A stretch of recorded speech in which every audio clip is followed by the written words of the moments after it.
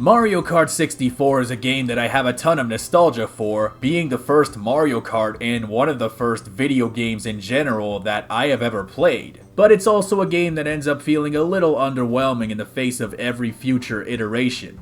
In the last few years, however, modders have actually been taking great strides to make the game far more impressive and turn it into a masterpiece. Like I said in my video, modders are turning Mario Kart 64 into a masterpiece. The modding community for this game has grown at a surprising rate. We got an HD texture pack for the game where they literally had to remake all the 3D models just to make 3 billion sprites per character out of them, which is insane. And then there's Hooting Time, which added a bunch of new characters and mechanics. This was a lot of fun. And then we got Mario Kart 64 Amped Up, which is a game that continues to be updated to this day. I've played a couple of the previous versions of this game, but with every single update it gets ever more stronger. Today we are going to look at the latest update for the game, version 2.95, which was released early this June, and let me tell ya, this is incredible. And I'm not just saying that because my name is in the special thanks. Whoa. Deja vu. The reason I'm talking about this one is twofold. First off, there are a bunch of new features and flourishes that are really cool and I want to talk about them, and two, last time I spoke about this game, I actually forgot to mention some pretty sweet features that I think deserve some attention that I unfortunately forgot to give it. So, it's a mix of unfinished business and never before seen business because I am the businessman. It has been a uniquely fun experience to watch this game become stronger and stronger over time. I feel like the first time I played it there were like 8 tracks and it kept crashing. Today there are 16 tracks and they're all incredible and the game has never crashed on me once. Some of these tracks are adapted from other Mario Kart and racing games, and others are seemingly largely original or heavily modified from completely different non-racing games. A lot of these tracks will be familiar to people who have played or seen previous versions of the game, but there have been numerous updates and additions. There is a very demonstrable level of care put into every single one of these tracks. There is verticality, there are layers, it feels official. One of my favorites is Hazy Maze Cave from Mario 64. You have to avoid the falling boulders, drive over the Nessie, navigate the labyrinthine maze. I've been using the word labyrinthine a lot lately. And then there's this part where I discovered by accident that you can actually use the air blast as a shortcut. That's incredible. One of the first things you're going to notice about this game right out of the gate is the visuals. The vanilla game looked fine, you know, it was a launch title, but in the long run it wasn't winning any awards, but this game is really bringing the heat. Shells now have 3D models, item boxes are modernized, item sprites have been updated and modernized, a double threat. You now get a spark whenever you turbo drift, like in the newer titles. The worlds have tons of background detail which make the world feel more alive and real. You got these shy guys working in the mines. I didn't even know these guys had jobs. I thought they just ran around being dickheads to everybody. One of the coolest things about this game is a little thing you might not even notice, and that's the graphical options. You can turn the anti-aliasing on and off and the level of detail up and down.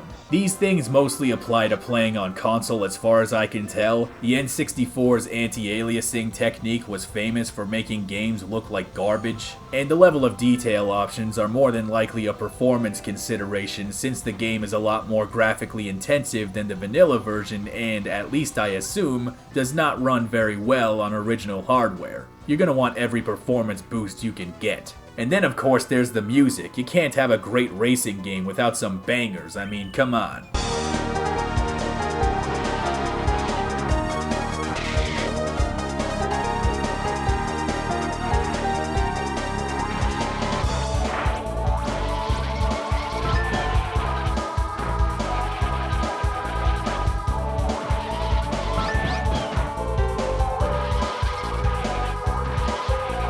But even better than new levels and quality of life improvements are the new game modes. There's the elimination mode where you drive around the racetrack 8 times and the person in last place is eliminated every single lap until there's only one person left.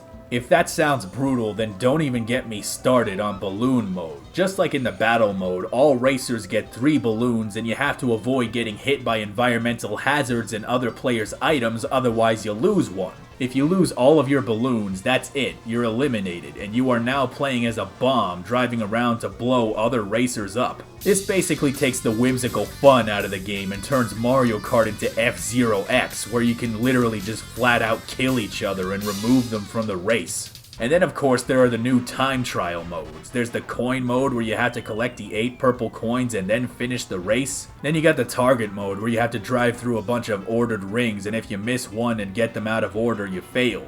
And then there's the turbo boost mode where you have to see how many turbo boosts you can get in a single race without going in reverse and without crashing. The new game modes are possibly the coolest parts of the game and take one of the more basic Mario Kart titles and turns it into one of the big boys. And that's another thing. Probably the biggest weakness of Mario Kart 64 in retrospect is that there are no unlockables. Straight up there's the mirror mode and the cool title screen. That's it. That's your reward for getting gold in every Grand Prix. It's not a bad thing objectively that most of the game's content is available right out of the gate, but it can't help but feel underwhelming that there are so few incentives to actually beating the game. Amped Up takes great strides in improving this. Those new time trial modes that I just mentioned, every single one of them gives you an unlockable feature when you beat every track, which gives you an actual incentive to play the game single player, which is great because I played the hell out of the original game's single player, and half the time I just got depressed that nobody wanted to play with me. You can unlock coins in the Grand Prix mode. You can unlock a feature that lets you change the character's voice pitch, which that alone makes the game way more fun. You can also get custom particle effects for the drift dust that are unique to every single character. That's crazy. That's the type of thing that takes me back to the old days of gaming, where you'd get the weirdest cheat codes that just add goofy shit to the game even if it doesn't necessarily enhance the gameplay. I wish more games would do that nowadays. And on top of all of this, the game even has features for speedrunners, like a display for your button inputs. Now you can actually see the buttons that I am pressing in this footage.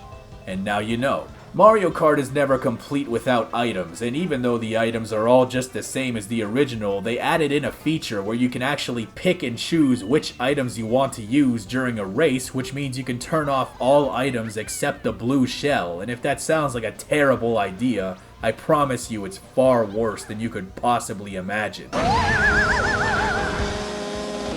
It's almost as bad as only having stars. I mean, are you looking at this? This is just a mess. But that's the beauty of Mario Kart, the chaos. If it was balanced and it made sense, then it wouldn't be Mario Kart.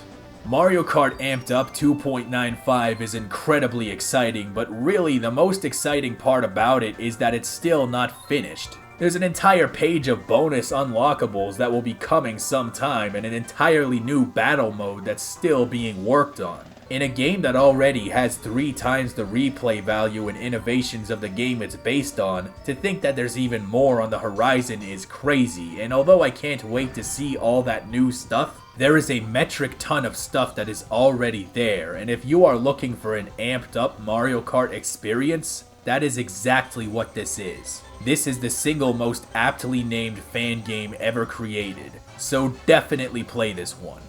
As for tomorrow's video, let's just say that it's pretty exciting because it's got an all-star cast. Thank you so much for watching my video.